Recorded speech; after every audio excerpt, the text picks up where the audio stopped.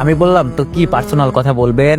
Ma'am বলল, হ্যাঁ, তোমাকে যেটার জন্য ডেকেছিলাম সেটা হলো তোমাদের ক্লাসেরই একটা ছেলে আমাকে প্রতিদিন এসএমএস করে, অনেক সুন্দর কবিতা লিখে। এমন কাউকে কি তুমি চিনো? আমি একটু থমথম হয়ে বললাম, না ম্যাম, আমি এমন কাউকে চিনি না। ম্যাম বলল, তুমি একমাত্র ভরসা ছিলে, তুমিও তাকে চিনো না? আমি বললাম, তাকে চিনে কি হবে, ডিস্টার্ব করলে ব্লক করে দেন ম্যাম। ম্যাম বলল, সেটা তোমাকে ভাবতে হবে না। শোনো, তোমাকে একটা কাজ দিতে চাই, পারবে তো? আমি বললাম, বলেন কি কাজ ম্যাম, চেষ্টা করে দেখতে পারি। ম্যাম বলল, ওই ছেলের আইডি তোমাকে দিচ্ছি, তুমি তাকে আমাকে খুঁজে দিবে, কি পারবে তো? আমি মনে মনে অনেক হেসে যাচ্ছি, কোন রকম হাসি চেপে আছি। আমি ম্যামের দিকে অবাক হয়ে তাকিয়ে মনে মনে বললাম, বাহ ম্যাম বাহ, আমাকে খোঁজার জন্য আর কাউকে পেলেন না, আমাকে এই খোঁজার দায়িত্ব আমাকেই দিলেন। কেমনে খুঁজি এখন আমি?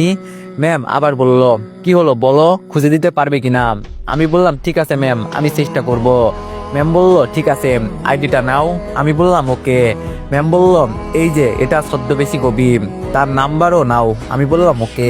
আমি আমার সবকিছু নিয়ে নিলাম। তারপর ম্যাম বলল, এখন তোমার নাম্বার দাও। আমি অবাক হয়ে বললাম, কেন ম্যাম? ম্যাম বলল, তোমাকে অনেক দরকার লাগতে পারে, প্রয়োজনে ফোন করব। আমার ফোনে 2টা সিম ছিল, তাই বেঁচে গেছি। আমি আরেক সিমের নাম্বার ম্যামকে দিলাম। নাম্বার নেওয়ার পর ম্যাম বলল, ওকে, এখন তুমি যাও। আমি বললাম, ওকে ম্যাম, বলেই আমি চলে আসতে লাগলাম। পিছন থেকে ম্যাম বলে উঠলো, আর শোনো। আমি বললাম, জি বলেন। ম্যাম বলল, আমার রুমের ঘটনা জানো আর কেউ না জানে। আমি বললাম, ঠিক আছে ম্যাম। বলেই আমি চলে যেতে যেতে মুচকি হেসে উঠলাম। আমার রুমে গিয়ে আর হাসি চেপে রাখতে পারলাম না, অনেক জোরে হেসে উঠলাম। একটু পর রাতের খাবার খাওয়ার জন্য আম্মু ডেকে গেল, তাই রাতের খাবার খেয়ে আসলাম। রুমে এসে ভাবছি ম্যামের সাথে একটু কথা বলি, তাই অনলাইনে না গিয়েই ফোনে এসএমএস দিলাম, হ্যালো ম্যাম।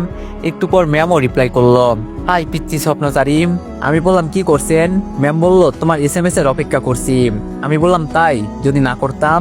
ম্যাম বলল, তুমি ভোলার ছেলে নয়, সেটা আমি ভালোই জানি। আমি বললাম, বিশ্বাস করেন আমায় ম্যাম? ম্যাম বলল, তোমাকে বিশ্বাস করা যায়। আমি বললাম, থ্যাঙ্কস। ম্যাম বলল, তোমাকে খুঁজে পেতে আমার আর বেশি সময় লাগবে না। আমি বললাম, কি করে ম্যাম? ম্যাম বলল, লোক লাগাইছি, আমিও চেষ্টা করছি। আমি মনে মনে বলছি, কেমন লোক লাগাইছেন তা তো দেখতেই পারছি, আমাকে খোঁজার জন্য আমাকেই বলছেন। ম্যাম আবার বলল, কিছু বলছো না যে? আমি বললাম, আপনাকে নিয়ে ভাবছি। ম্যাম বলল, কি ভাবছো শুনি? আমি বললাম, ওকে, সেটা কবিতার মাধ্যমে প্রকাশ করছি। আপনি কি জানেন, আপনাকে ঘিরে ভেবে কেটে যায় আমার সকাল সন্ধে, একটা মিষ্টি হাসি, একটুখানি রাগ, দু চোখে লুকানো হাজারো অনুরাগ। আপনি হেঁটে গেলে বাতাসও থমকে দাঁড়ায়, আপনার নামে আমার কবিতা সাজাই। ক্লাসে পড়ান অথচ হৃদয় চুরি করেন, কি অদ্ভুত আপনি, না চাইলেও প্রেম জাগান। আপনার চোখে লুকানো এক গোপন গল্প আমি পড়তে চাই প্রতিদিন একটু একটু করে। আপনি যেখানেই থাকেন আমি থাকি পাশে, আপনি তো আকাশ, আমি শুধু চাঁদের ভাষা। আপনার নামটা মনে পড়লেই গালে হাসি, আলোর মতো আপনি আমার সব আধারে ভাসি। আপনি জানেন না আমি কিভাবে ভালোবাসি, তবুও হৃদয় বলে আপনি আমার চিরচেনা মধুর চাহনি। সাথে সাথেই ম্যাম হার্ড ইমোজি পাঠিয়ে দিলেন, আরো লিখলেন, আচ্ছা তুমি কি কবিতা লেখো নাকি জাদু করো বলো তো? আমি বললাম, কেন ম্যাম? ম্যাম বলল, তোমার শব্দগুলো আমার মনে নরম কাঁপন তোলে, কখন যে তুমি আমার এক অভ্যাস হয়ে গেছো নিজেও জানি না। তোমার প্রতিটা লাইন আমাকে ছুঁয়ে যায়, যেন তুমি আমার মনটা পড়ে ফেলো নিঃশব্দে। তোমার কবিতা পড়ে আজ রাতে ঘুম আসবে কিনা জানি না, তবে মনে হবে তুমি পাশে বসে আমার মনের দরজায় নক করছো। আমি বললাম, আচ্ছা ম্যাম, একটা কথা বলি। ম্যাম বলল, অনুমতি নিতে হবে না, তুমি যেটাই বলো শুধু শুনতেই ইচ্ছে করে। আমি বললাম, ওকে। আপনি কি রাতে ঘুমান না? ম্যাম বলল, কেন বলো তো? আমি বললাম, মনে হয় ঘুমান না। ম্যাম বলল, না ঘুমাই তো। আমি বললাম, ঘুমালে প্রতিদিন আপনি আমার স্বপ্নে কি করেন? ম্যাম বলল, তুমি আসলে একটা দুষ্টু পিচ্চি। আমি একটু হাসি দিলাম। এরকম ভাবে আরো কিছুক্ষণ ম্যামের সাথে দুষ্টু মিষ্টি ফাজলামি করলাম, তারপর ঘুমিয়ে পড়লাম। সকালে ঘুম থেকে উঠলাম ঠিকই, কিন্তু কলেজে যেতে ভালো লাগলো না, তাই কলেজে গেলাম না। রুমে শুয়েই আছি, তবুও ভালো লাগছে না, তাই নিচে ড্রয়িং রুমে গিয়ে টিভি দেখছিলাম। হঠাৎ দরজায় কে জানি কলিং বেল বাজালো। আম্মু কিচেন রুম থেকে বলল, রাকিব দেখ তো কি আসলো এই সময়। আমি বললাম, ওকে আম্মু। তাই উঠে দরজা খুলে দিলাম। দরজা খুলে দেখি উপরতলার আঙ্কেল, মানে পরিমেমের আব্বু। তাই আমি বললাম, আসসালামু আলাইকুম আঙ্কেল। আঙ্কেল বলল, ওয়ালাইকুম আসসালাম, কেমন আছো বাবা? আমি বললাম, আলহামদুলিল্লাহ ভালো, আপনি কেমন আছেন আঙ্কেল? আঙ্কেল বলল, আলহামদুলিল্লাহ ভালো আছি। আমি বললাম, আঙ্কেল প্লিজ ভিতরে আসেন। আঙ্কেল বলল, তোমার আব্বু আছে? আমি বললাম, আছে আঙ্কেল, আপনি ভিতরে আসেন প্লিজ। তারপর আঙ্কেল ভিতরে আসলে আমি আবার দরজা লক করে দিলাম। আম্মু ভিতর থেকে বের হয়ে এসে বলল, কে আসছে রাকিব? তারপর আঙ্কেলকে দেখে বলল, ভাইজান কেমন আছেন? আপনি তো আসেনি না। আঙ্কেল বলল, ভালো আছি ভাবি। খলিল বাসায় আছে? আম্মু বলল, আছে ভাইজান, আপনি বসেন, আমি ডেকে দিচ্ছি। আঙ্কেল বলল, ওকে। তারপর আম্মু আব্বুকে ডাকতে গেলেন আর আমি আঙ্কেলের কাছে বসলাম। একটু পর আঙ্কেল বললেন, তা তুমি এখন কি করছো বাবা? আমি বললাম, অনার্স ফার্স্ট ইয়ারে পড়ি আঙ্কেল। আঙ্কেল বলল, মাশাআল্লাহ, আমাদের ছেলেটাও দেখতে দেখতে বড় হয়ে গেল। বলতে বলতে আব্বুর আগমন। আব্বু এসেই বলল, কিরে, এ তো দেখছি গরিবের ঘরে হাতির পাম। আঙ্কেল বলল, দেখ, ঢং নাটক করবি না, কে গরিব আর কে ধনী সেটা তো বোঝাই যাচ্ছে। বড় লোক হলে তোর বাসায় আমি না, আমার বাসায় তুই থাকতি। তখন আম্মুর চা নিয়ে আগমন। চা দিতে দিতে বলল, আপনার বন্ধু তো ঠিক কথাই বলছে ভাইজান। ঢাকা থেকে আমরা আসার পর আমাদের তো একেবারে ভুলেই গেছেন, আর মনে করেননি, আর আপনজনও ভাবেননি। কারণ আপন ভাবলে কি আর অন্য বাসায় গিয়ে উঠতেন? আঙ্কেল বলল, না ভাবি, আমি আপনাদের সাথে কখনো পারিনি আর পারবো না। আমি শুধু ওনাদের আড্ডাটা দেখছিলাম। তারপর আঙ্কেল বলে উঠলো, শোন বন্ধু, যে কাজে এসেছি। আব্বু বলল, বল। আঙ্কেল বলল, আগামী সোমবার আমার মেয়ে পরীর জন্মদিন, তোদের ফ্যামিলি সহ দাওয়াত রইলো, তোর মেয়েকে দোয়া দিয়ে আসবি। আব্বু বলল, কি বলিস? আমার মেয়ের জন্মদিন আর আমি যাব না? এটা তো হতে পারে না, আমরা সবাই অবশ্যই যাব। যাক, তবুও আমার দিনাজপুর যাওয়ার আগে একটা শুভ কাজ হবে। আঙ্কেল বলল, ওকে দোস্ত, তাহলে থাক, আমাকে আরো অনেককে দাওয়াত পৌঁছে দিতে হবে। আব্বু বলল, দাঁড়া, তোর সাথে আমিও যাব। আঙ্কেল বলল, যাবি? চল তাহলে। বলে আঙ্কেল আর আব্বু চলে গেল। সোমবার তো কালকের দিনের পরেই, তার মানে কালকের দিন পরেই ম্যাডামের জন্মদিন। কিছু একটা প্ল্যান করতে হবে। দুপুরে খেয়ে একটু ঘুমিয়ে নিলাম। সন্ধ্যায় ছাদে হাঁটাহাঁটি করছি আর ভাবছি ম্যামের জন্য জন্মদিনে কি প্ল্যান করা যায়।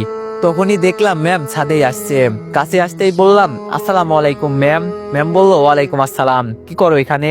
আমি বললাম, কিছু না, এমনি ম্যাম হাঁটতে আসছিলাম। ম্যাম বলল, ও আচ্ছা, আজকে ক্লাসে আসোনি কেন? আমি বললাম, এমনিতেই ভালো লাগছিল না তাই। ম্যাম বলল, ও আচ্ছা। আমি বললাম, আচ্ছা থাকেন ম্যাম, আমি নিচে যাই।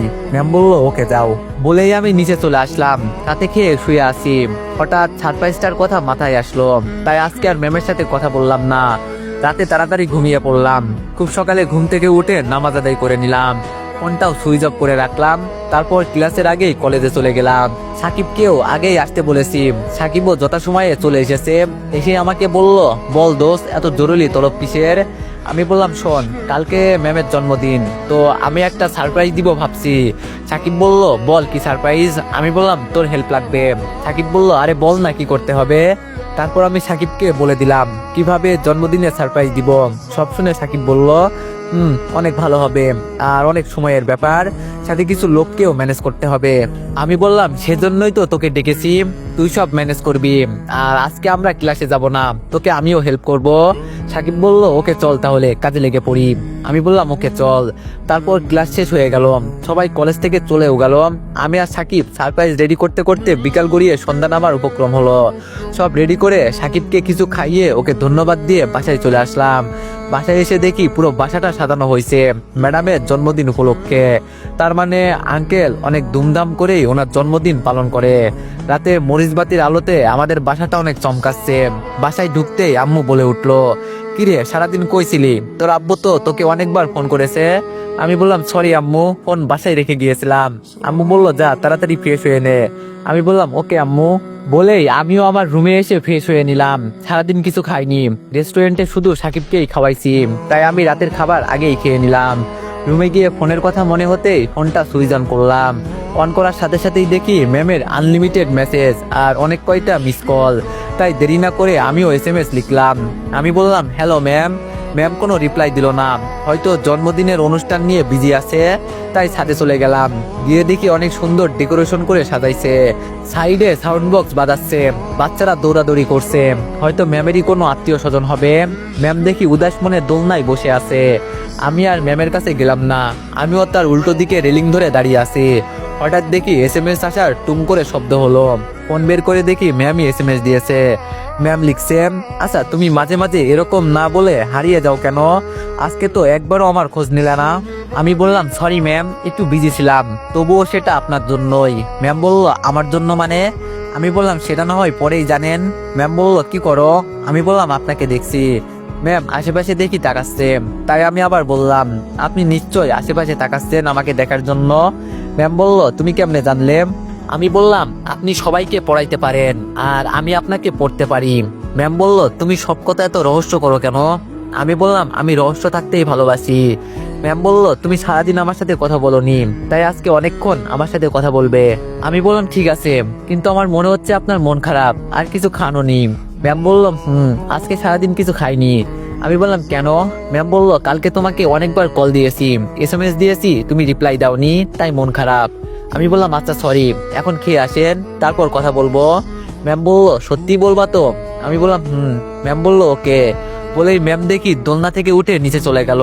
এই সুযোগে আমিও নিচে এসে আমার রুমে চলে আসলাম। কিছুক্ষণ পর ম্যাম আবার নক দিল। অনেকক্ষণ কথা বললাম। রাত 12টার পর আমি ম্যামকে বললাম,